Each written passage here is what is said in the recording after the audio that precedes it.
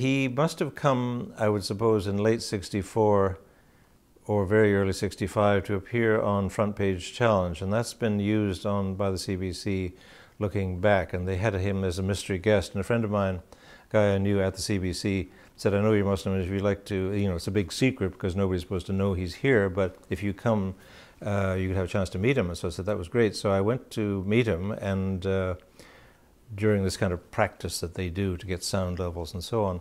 And I said that we would be, if he ever was going to be here again, because he was going back to New York that night, if he was ever here again, would he come and speak to us? And he said, yes, he would. And so we exchanged details, and then sometime later, and I can't think exactly how long, but it must have been a matter of months, I guess, there was communication, and he said he was coming. So he was coming to see Austin Clarke, who was a West Indian kind of fairly, radical sort of thinker in his way. He was coming to see Austin Clarke, and then I would pick him up after dinner, or after this at 5 o'clock or something, and then take him home. And so Adia and I had him for dinner. And the funny thing was about the evening, the dinner, is that later when I've kind of written about it, I can never remember much of the details. I mean, I remember we talked about the number of children he had and his uninsurability and so on. It was, when you're sitting around with a bunch of friends, and he really was, even though we knew he was, in a sense, a marked man. But it was just, you don't note the details of conversation with friends. So we kind of talked and so on. We had a nice time. We ate and so on, and then we put him in the car, took him to the center. He spoke.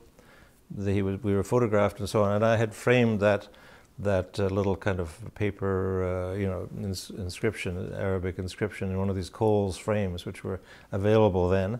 And that was our little gift to him. And then we packed this very tall man into my brother-in-law Rahim Rauf's little Volkswagen Beetle, and he took him out to what was then Malton Airport, I think it was the police raided the house and picked up, and again, the society was so small. I mean, basically, I had this really heavy briefcase, which I think I got from Rajab Assam, or maybe it was Badr al-Hassan, which had the week's, collection and whatever correspondence and papers I had around, and it was sitting in the front hall when the house was broken into very neatly by the back door when we were both at work on a winter night, so it would be dark. So it was, and they kind of went through drawers and so on, didn't destroy anything.